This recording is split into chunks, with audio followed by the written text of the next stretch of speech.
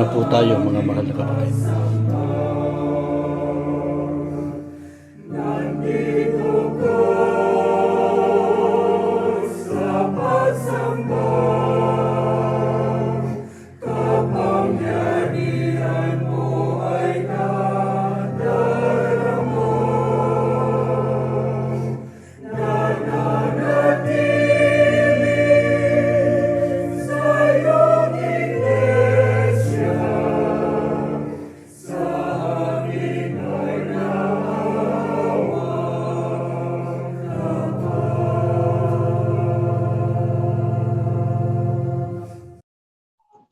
Ama namin Diyos, maraming salamat po, Ama.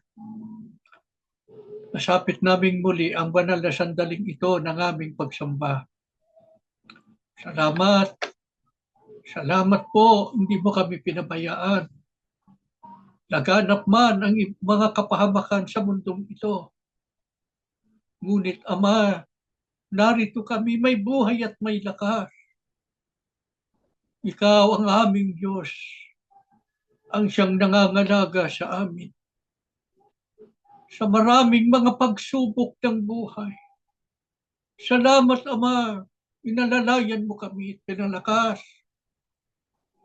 Tinulungan mo kami, tinanglawan ang aming mga puso para maliwanag naming patuloy na makita ang daang aming nilalakar. Salamat, Ama, ng napakarami. Totoong napakabuti mo sa iyong mga anak. Pakitanggapin mo sanang muli ang iyong mga lingkod.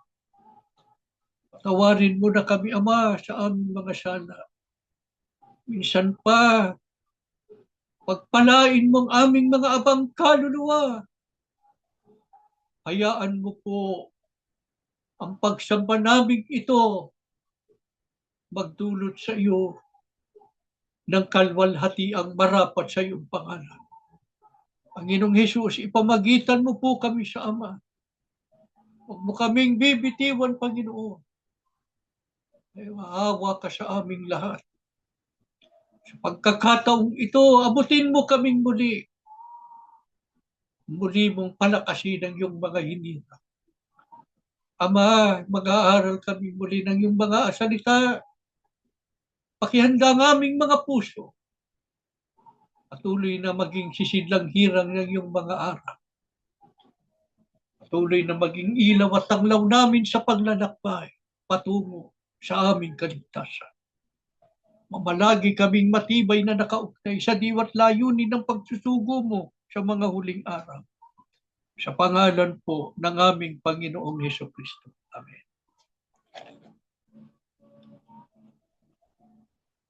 Mga mahal na kapatid, dapat po tayong mag-ingat sa anumang sisira ng ating karakter bilang mga kaanib sa Iglesia ni Cristo. Yan po ang paksa ng leksyon ating pag-aaralan. Sasariwain natin ang mahalagang leksyon ito na itinuro sa atin noong ang kapatid na Eranio Manalo'y nabubuhay pa. Habang papalapit ang araw ng kawakasan, ay lalo namang sumasagana ang kasamaan sa mundo.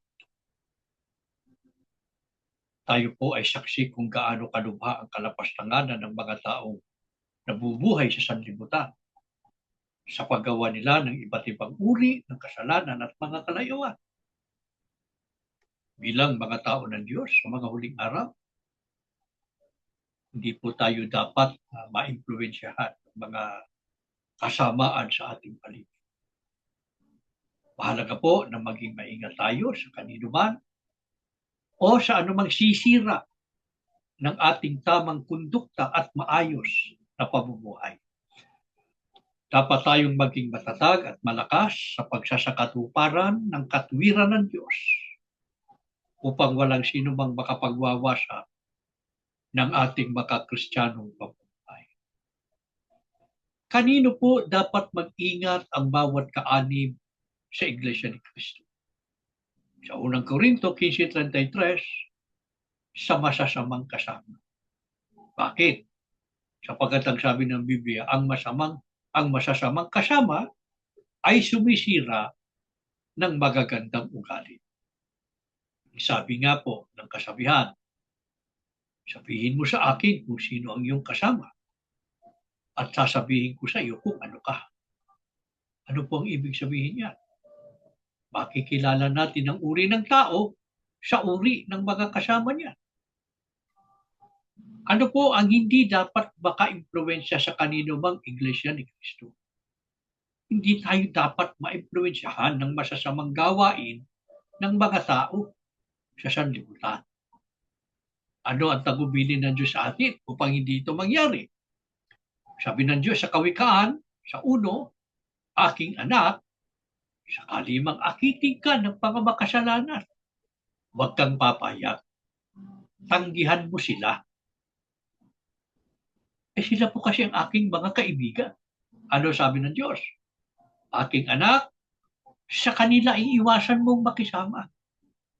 Umiba ka ng landas mo, papalayo sa kanila. Sa makatwid, huwag tayong makikipagbarkada sa mga masasama. Bakit hindi tayo dapat maakit na makipagkaibigan sa mga taong masama? Sapagkat ayon sa Kawikaan 4:17 at 24, ang kanilang kinakain ay buhat sa kasamaan. Ang kanilang iniinom ay bunga ng karahasan. Ano ang laging lumalabas sa bibig ng mga masama? Mga salitang mahahalay at kasinungalingan.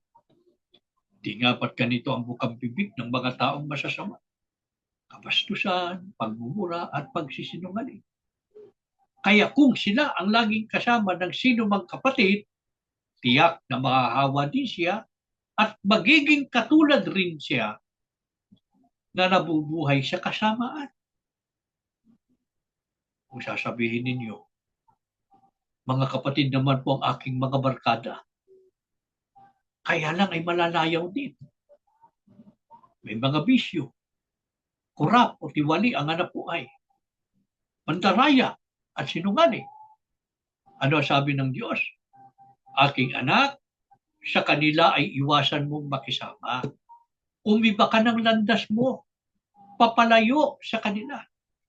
Hindi naman sinabi ng Diyos iwasan mong makisama sa mga taga-sanlibutan lang. Hindi sinabi ng Diyos na kung kapatid na nabubuhay sa kasalanan ay ayos lang na makipagbarkada. Hindi. Sa makatwid, kapatid man o hindi, kung nabubuhay sa bisyo at may masamang kondukta, ay hindi natin dapat pakisamahan. Ano po ang pinakamabuting magagawa natin para sa sino mang kapatid na nabubuhay sa kasalanan? Maging kasangkapan tayo upang magpaalala at magpayo ng tungkol sa uri ng pamumuhay na dapat itaguyod ng mga kaanib sa Iglesia ni Cristo. Ano po ba ang uri ng pamumuhay ang dapat itaguyod ng mga kaanib sa Iglesia ni Cristo? Sa unang Pedro 2:11-12, mula po sa Contemporary English Version, sabi ng Biblia, always let others see you behaving properly. Mamuhay tayo ng angkop at karapat-dapat bilang mga tunay na Kristiyano.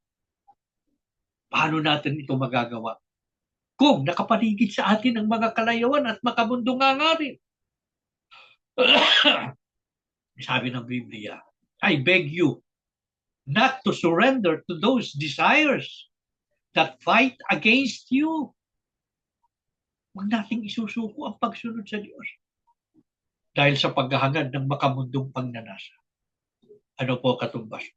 Dapat tayong makipagbaka at magtagumpay sa lahat ng tukso at kasalanang nakikipaglaban sa atin sa pagsunod sa Diyos. Ano po ang dapat na malika sa ating pagkatao bilang mga kaanib sa Iglesia ni Cristo? Ayon sa Efeso 4:24, dapat malika sa ating sarili ang bagong pagkatao na nilikang kalarawan ng Diyos sa katwiran at kabanalan. Mga kapatid, hindi po ba't ito ang itinuro sa atin noong dinodoktrinahan pa lamang tayo? Na sa pag-anib natin sa Iglesia ni Cristo ay dapat na marating natin ang bagong pagkatao. Kaya ano po ang inaasahan ng Diyos sa atin bilang mga kaanib sa Iglesia ni Cristo? Na mabuhay na tayo ng malinis at matuwid. Dapat naganap na nating iniwan ang masamang uri ng pamumuhay. Dapat tayong mag-ingat sa sino man o anumang sisira ng ating maayos na pamumuhay at angkop na karakter. Ano ang babala ng Diyos sa mga gumagawa pa rin ng mga kasamaan? Sa Isaiah 64, ang sabi ng Diyos, ipararanas ko sa kanila ang kapahamakang tinatatakutan nila. Sapagkat nang ako'y tumawag, walang tumukod kahit na isa. Nang ako'y magsalita, walang gustong makinig. Ano po ba panawagan ng Diyos sa atin bilang mga anak niya?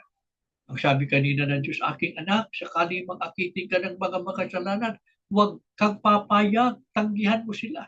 Ano pa? Ang sabi pa ng Diyos sa aking anak, sa kanila ay iwasan mong makisama, umiba ka ng landas mo, papalayo sa kanila. Ay ano hinanakit ng Diyos? Ginusto pa nila ang sumuway sa akin at gumawa ng masama. Maaring ang batas ng tao ay kaya nilang iwasan o takasan. Pero ang parusa ng Diyos sa kanilang mga kasamaan ay hindi nila kailanman kayang pagtaguan. Dito pa lamang po sa buhay na ito ay madadamay na sila sa sumpa ng Diyos sa daigdig. Hindi nila pwedeng ikatwiran, Iglesia ni Cristo naman ako. Bayan ako ng Diyos.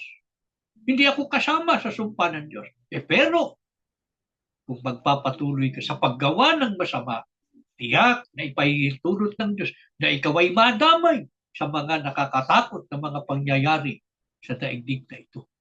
Kaya nga ang sabi ng Diyos ipararanas ko sa kanila ang kapahamakang kinatatakutan nila.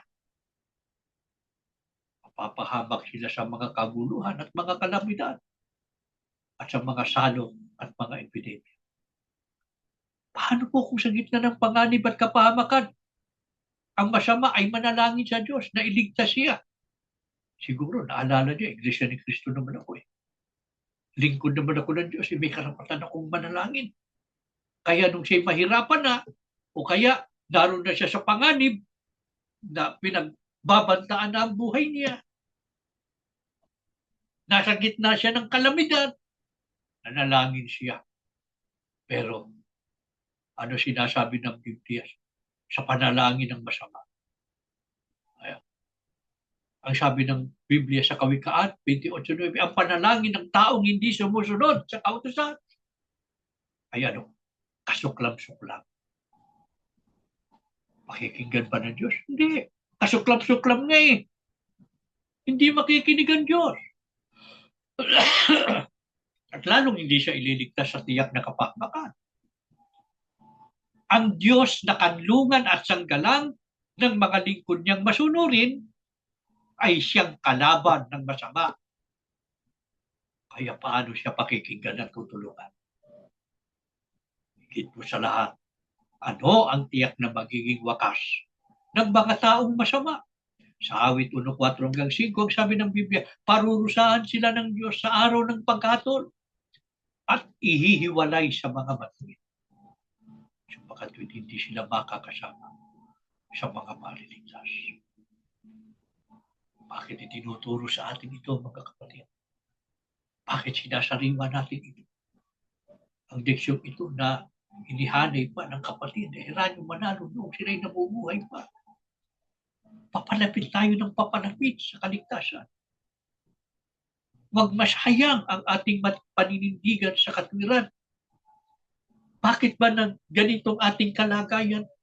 Bakit tayo nasadla sa ganitong sitwasyon? Na tayo itinakwil ng maraming mga kapatid, mga mahal natin sa buhay ang iba. Dahil sa paninindigan natin sa panig ng Diyos. Dahil sa paninindigan natin sa katwiran. Mas pinili natin ang sumunod sa mga aral ng Diyos na itinuro ng sugo at ng kapatid na Heranio Manalo kaysa magbigay lugod sa tao. Di ba, mga kapatid? Pero kung sa ating abang kalagayan ngayon ay magpatianod na rin tayo katulad ng mga taga-sanlibutan. Baka kasi sabihin ng iba, Ganito naman ang ating kalagayan. Saka na lang yung pagbabagong buhay. Pagka maayos na, ay hindi. Paano kung biglang dumating ang Panginoong Hesukristo? Paano kung biglang dumating ang kamatayan? Sabihin ba natin, Iglesia ni Cristo naman ako, abutan ako ng kamatayan, ligtas ako. Aba, hindi. Kaya nga may itinuro ang kapatid na Eranio Manalo noon sa yung pinakapaksa pa lang ng leksyon. Ang dalawang uri ng mga kaanib sa Iglesia ni Cristo. Ang maliligtas at ang hindi maliligtas. Merong Iglesia ni Cristo, hindi maliligtas. Bakit? Paano ka ililigtas? Di mo naman ginawa ang pinagagawa sa iyo ng Diyos. Anong lagi na itinuturo sa atin noon pa? Hindi sapat na Iglesia ni Cristo lang. Hindi sapat na kaanib lang sa Iglesia ni Cristo. Ano kailangan? Tumutupad ng mga aral ng Diyos. Iglesia ni Cristo masunurin sa mga kautusan ng Diyos. Iglesia ni Cristo masigla sa paglilingkod at pagsamba. Hindi pinababayaan ang mga pagsamba. Huwag tayong matukso, mga kapatid, ng ating sitwasyon ngayon na tayo ay mabuhay na tulad ng tagasanlibutan. Iglesia ni Cristo tayo hanggang ngayon. Tayo nga ang naninindigan sa mga aral ng Diyos eh. Kaya patunayan natin sa ating buhay na lingkod tayo ng Diyos. Iglesia ni Cristo tayo. Sa damdamin, sa pananalig, sa Espiritu.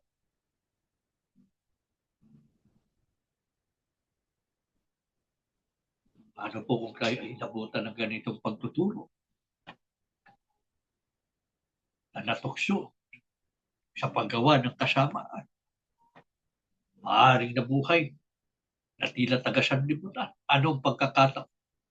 Binibigay ng Diyos sa mga hinirang na nagkasala. Ikalawang Kronika 7:14, ang sabi ng Diyos, kung ang aking bayan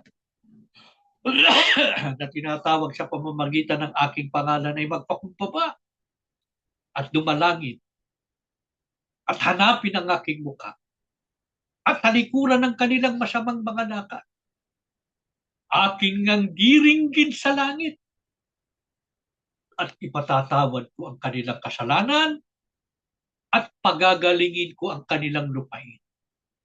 Kasi pagka ikaw ay nagkasala,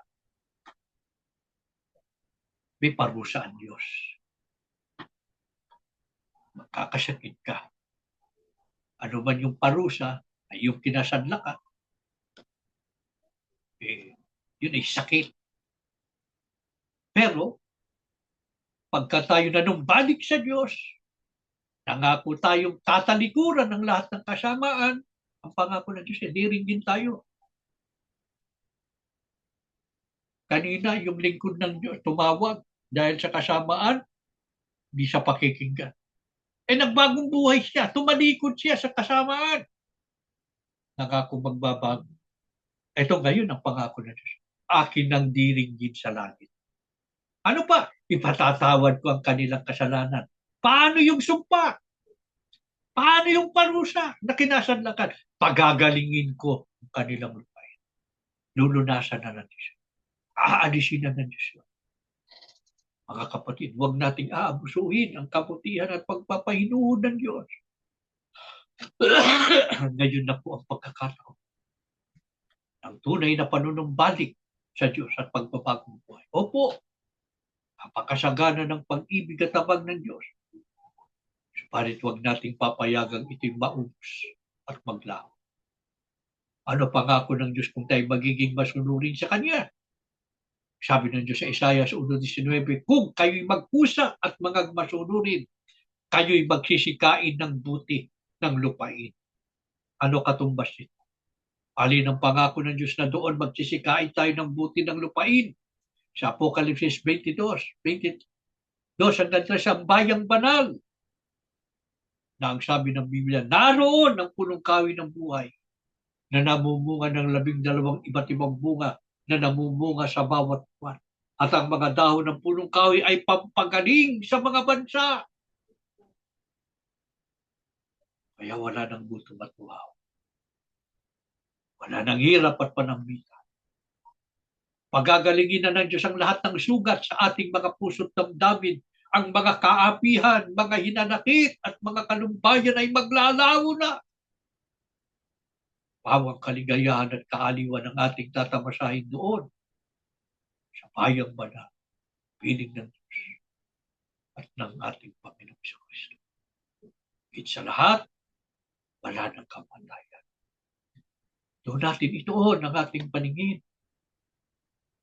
Kung minsan nangihina tayo, lalo na pagka tayo lungkot na lungkot dahil sa ating kalagayan, lalo na pagka nananariwa sa ating isipan ang mga nagdaang panahon ng ating maliligayang mga araw na masiglang tinutupan natin ang ating tungkulin sa iglesia. Ito po ang pangako ng Diyos. Ito ang laging magbigay sa atin ng inspirasyon. Ito sana ang laging magbigay sa atin ng lakas para magpatuloy sa kabila ng ating kalagayan. Meron tayong Ama na laging nakahandang tumulong sa atin. Laging nag-aabang ng ating mga panalangin, lalo na sa ganitong mga pagsamba. Halina kayo mga kapatid. Lumapit na kayo sa Diyos. Sabihin na ninyo sa Kanya ang inyong mga kaapihan. Kung ano ang mga nagpapahirap sa inyo, nung suliranin ninyo sa buhay. Paawa sana ng Ama. Tugunin niya ang ating mga panalangin. Basbasan ang ating mga kaluluwa. Lalong patatakin sa pananampalataya ang bawat isa.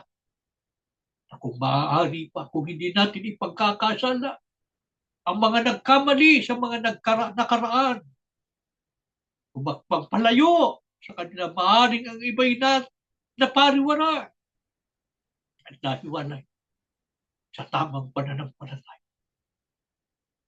Sana'y magbigay pa ng pagkakataon ng Ama. Hindi natin silang makasama sa kasiglahan ng mga paglilingkod sa Diyos. Upang sama-sama tayo pagdating ng panahon na magmana ng buhay na malwalhati. Tumayo kayo mga kapatid, tayo mananalangin. Ama na aming Diyos, salamat po ng marami sa iyo. Totoo lahat ng aming narinig. Kung minsan nakakalimot kami, Ama, dahil sa aming abang kalagayan. Minsan ay nadadala kami sa aming kapaligiran. Kukulang, nagkakasala. Kung minsan nakakalimot, nabubuhay na parang taga-sanlibutan. Ngayon, salamat po, sinariwa mo sa amin ang leksyon, itinuro ng kapatid na Eranio Manalo noong sila'y nabubuhay pa. Salamat po aming Ama sa patuloy na paggabay at patnubay mo sa amin. Nangangako kami sa iyo. Sa aming abang kalagayan ngayon ay makikipagbaka kami para maingatan ang pananampalataya. Magbabago kami, susunod kami sa iyo, Ama. Ibubuhay namin ang iyong mga aral. At saka namin ihintayin ang iyong pangakong itutuwid mong lahat ng bagay sa iglesia. Matatag kaming magpapatuloy sa paglilingkod sa iyo. Gagawin namin ang aming buong makakaya. Huwag mo lamang kaming pababayaan, Ama, pagka kami nahihirapan. Pagka natanaw mo na kami, nananalangin sa iyo. Dinggin mo sa langit ang aming mga daing. Lalo na kung ang mga magulang ang tumatawag at humihingi ng saklolo. Abutin mo ng iyong mapagpalang kamay. Ganon din ang mga kabataang humihingi ng magandang kapalaran. Tulungan mo pong masumpungan nila ang mabuting kapalaran kasama ang pananalig at pananampalataya na lalong maglalapit sa kanila sa iyo. Tulungan mo kaming lahat. Huwag naming malimutan kaming mga anak mo na inaasahan mong laging sumunod sa iyong mga kautusan at magbibigay luwalhati sa iyong pangalan. Panginoong Hesus, ipamagitan kami sa Ama. Salamat. Salamat, Panginoon, sa pag-alalay mo sa amin. Huwag mo kaming bibitiwan. Pagtiyagaan mo na kami, Panginoon. Itaguyin mo na kami hanggang wakas. Kung kami madapa, ibangon mo kami. Kung kailangan mo kaming kalungin, maawa ka, nakikiusap kami. Buhatin mo na po kami kung hindi namin makaya upang walang sino mang maiwan sa daan ng paglalakbay. Kundi kami lahat magkakaagapay ng mamalasakitan, makararating kami lahat sa bayang banal na iyong ipinangako. Ama, lubos ang aming pag-asa, narinig mo ng aming mga panalangin. Muli mong binaspasan kaming magkakapatid at nanako paroon ang aming mga buhay. Ikaw ang lagi naming kasama at patnubay. Huwag mong iwan ang mga kapatid naming nagtatago pa hanggang ngayon, lalo ng pamilya ng kapatid na Eranio Manan. Patuloy mo silang ingatan, bigyan ng kaaliwan sa mga kalubayan po nila. Patuloy na ipagkaloob ang kanilang pangangailangan. Ang kapatid na Tenny, pagalingin kung nagkakasakit, basbas pa ang buhay at lakas. Ang mga nasa bilangguan, hindi po kami nagsasawa sa aming mga pananalangin para sa kanila. Tulungan mo sila, huwag mo silang papabayaan. Sana po, makalaya na ang aming mga kapatid upang makapiling na nilang muli ang kanilang mga mahal sa buhay. Buong buo ang aming pag-asa, Ama, sa aming pagsamba, ikaw ay aming naluwalhati. Tinanggap mo ang aming mga pagpupuri at binasbasan kaming magkakapatid. Sa pangalan po ng aming Panginoong Hesukristo. Amen.